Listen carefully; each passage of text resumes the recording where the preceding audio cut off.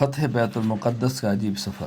جو آپ نے بیت المقدس کی فتح کا سفر فرمایا ہے، اس کا تذکرہ حافظ عماد الدین ابو الفداء اسماعیل بن خطیب بن عمر بن کثیر دمشقی رحمہ اللہ وفات 774 ہجری البدایہ والنہایہ میں لکھا ہے۔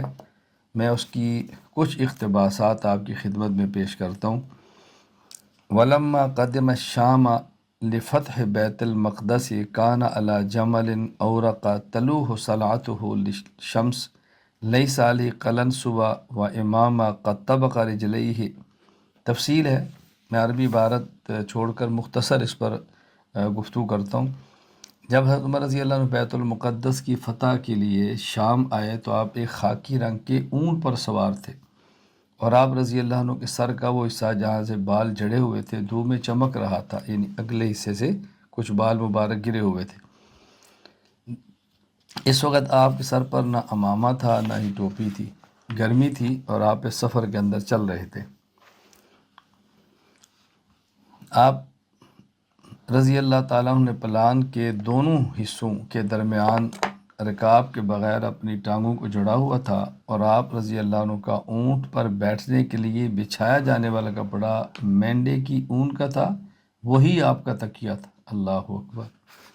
فتح بیت المقدس کے لیے جا رہے ہیں امیر المومنین عرب و عجم کا بادشاہ، اور آپ ذرا سفر میں آپ کا لباس دیکھیں۔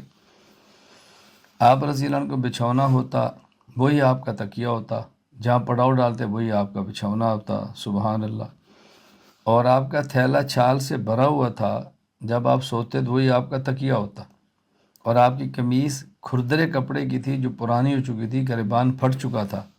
آپ کی جگہ اترتے تو بستی کے سردار کو بلاتے اور فرماتے کہ اس کو دھلا دو، مجھے متبادل کپڑا دو، اس میں اگر پھٹا ہے تو اس کو سی دو۔ تو خلاصہ ہے کہ آپ اس طرح تشریف لے جا رہے تھے، تو راستے میں ایک جگہ پر آپ کو کتان کا کپڑا دیا۔ فرمایا کتان کا کپڑا کیا ہوتا ہے؟ تو لوگوں نے بتایا کہ کتان کا کپڑا کیا ہوتا ہے، بڑا قیمتی ہے، نرم ہے، ریشم جو بھی ہے۔ تو آپ نے اس کو اتار دیا، فرمایا اس کو چھوڑو، بس میرا قمیض دھو کر لاؤ، میں اسی کو پہنوں گا۔ تو آپ کو کسی شخص نے کہا کہ آپ عرب کے بادشاہ ہیں، اور ان ممالک میں جہاں آپ شام کی طرف جا رہے ہیں یہاں اونٹوں کی سواری بادشاہوں کے شان کے لائق نہیں ہے۔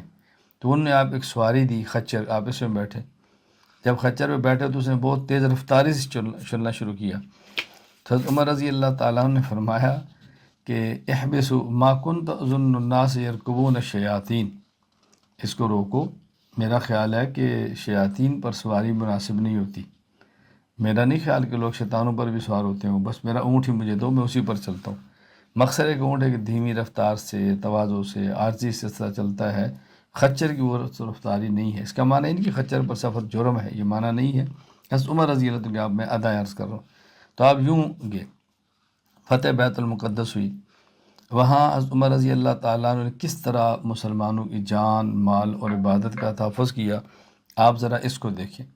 امام ابو العباس احمد بن علی بن عبد القادر بن حسینی رحمہ اللہ تعالیٰ، آپ کی وفات 845 ہجری ہے۔ المواعظ والاعتبار بذکر الخطط والآثار کے اندر فرماتے ہیں کہ نصارہ کے علماء نے اس بات کا اعتراف کیا ہے کہ امیر المومنین رضی اللہ تعالیٰ عنہ نے جب بیت المقدس کو فتح کیا تو آپ نے ان کو امان لکھ کے دی، ان کی جان، ان کی اولاد، ان کی عورتوں، ان کی مالوں اور ان کے تمام عبادت خانوں کے لیے، کیا لا تہدم ولا تسکن، نہ ان کے عبادت خانوں کو گرایا جائے گا، نہ اس کو رہائش گاہوں میں تبدیل کیا جائے گا۔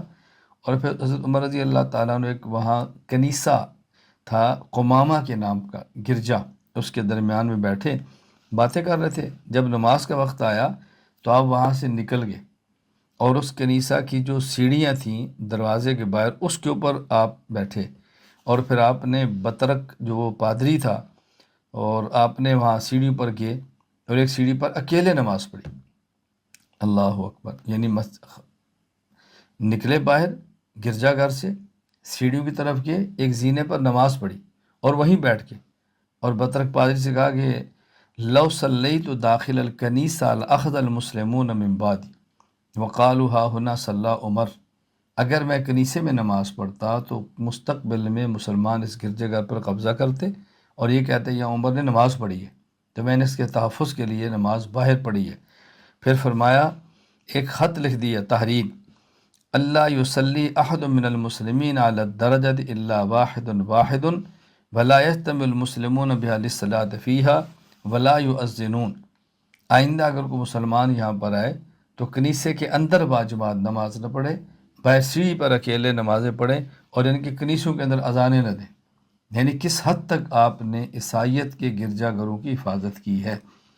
ہمیں اسلام کیا سبق دیتا ہے کہ یہ شرط ہے کہ غیر مسلم خود کو غیر مسلم تسلیم کرے، کہ آپ ایسے یہ ذہن نہ بنانا کہ قادیانی ہیں، مرزائی ہیں تو ان کی عبادت گاہوں کا ہم تحفظ کریں گے۔ وہ خود کو غیر مسلم تسلیم نہیں کر رہے، وہ غیر مسلم ہونے کے باوجود خود کو مسلمان کہہ رہے ہیں، اس لیے ان کی عبادت گاہوں کا پاکستان میں کوئی تصور نہیں ہے۔ یہ ذہن نشین فرما لیں، ہاں وہ خود کو غیر مسلم کہیں، خود کو اقلیت سمجھیں، اقلیت کی عبادت گاہ بنیں، اقلیت کے حقوق ہوں تو اس کے مطابق بات بالکل الگ ہے۔ اس طرح کی عبادات گاہیں نہ بنائیں کہ جیسے یہ تاثر ہو گیا مسلمانوں کی ہے، محراب ہے، ممبر ہے اور مینار ہے اور کلمہ ہے، مسلمانوں کی طرح عبادت گاہیں مت بنائیں۔ حضرت عمر رضی اللہ تعالیٰ عنہ ان تمام چیزوں کے باوجود منافقین کے لیے بہت سخت ہے۔ منافق کے لیے کیوں سخت ہے کہ منافق اندر سے کافر ہوتا ہے، اوپر سے کہتا ہے کہ میں مسلمان ہوں۔ حضرت فرماتے ہیں بھئی عیسائی ہے، وہ اندر سے بھی کافر ہے، اوپر سے بھی کافر ہے، اور منافق اندر سے کافر ہے، اوپر سے کہتے ہیں مسلمان ہوں۔ ان کے بارے میں آپ کا رویہ یہ تھا۔ حافظ عز الدین ابو الحسن علی بن محمد بن عبد الکریم المعروف بن اسیر جزری رحمہ اللہ فات 630 ہجری اسد الغابہ فی معرفت صحابہ میں لکھتے ہیں کہ جب کوئی میت آتی، حضرت عمر رضی اللہ عنہ حذیفہ سے پوچھتے، حذیفہ ہیں؟ جی ہیں۔ جنازہ پڑھا ہے؟ جی پڑھا ہے۔ حضرت عمر پڑھے۔ اگر حضرت حذیفہ مدینہ منورہ میں ہونے کے باوجود جنازہ نہ پڑھتے تو حضرت عمر جنازہ نہیں پڑھا کرتے تھے۔ فَإِنْ حَضَرَ الصَّلَاةَ عَلَيْهِ صَلَّى عَلَيْهِ عمر بَإِنْ لَمْ يَحْضُرْ حذیفہ الصَّلَاةَ عَلَيْهِ لَمْ يَحْضُرْ عمر۔ حضرت عمر نہیں پڑھتے تھے، کیوں؟ حضرت عمر فرماتے تھے کہ حذیفہ کو رضی اللہ تعالیٰ عنہ نبی پاک صلی اللہ علیہ وسلم منافقین کے بارے میں بتایا ہے، تو حضرت حذیفہ کا مدینہ میں ہونے کے باوجود اس کے جنازے میں نہ آنا اس بات کی علامت ہے کہ یہ منافق کا جنازہ ہے اور عمر منافق کا جنازہ نہیں پڑے گا۔